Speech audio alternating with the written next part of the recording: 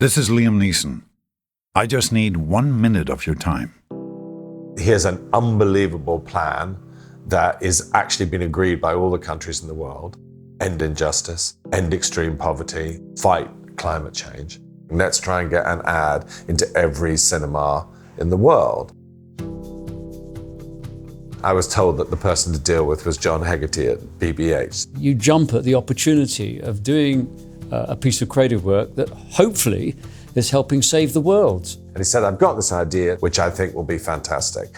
And he said, it's set in the UN and it's about the announcement of the goals and the plan.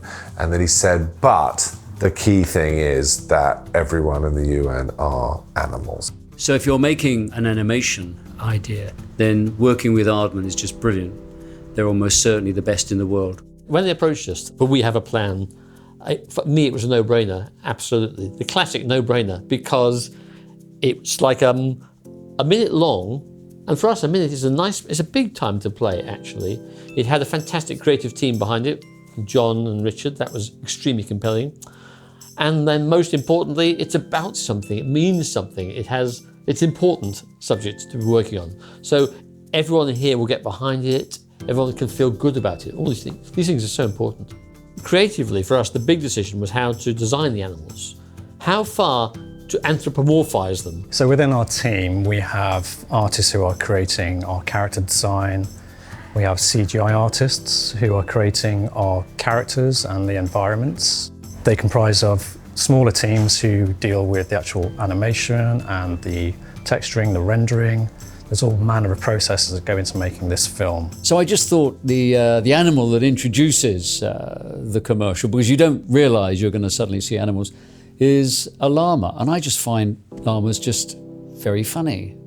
So you see the llama go from just a sketch to what looks like a sort of animatic, and then finally to this perfectly realized, as it were, realistic animal.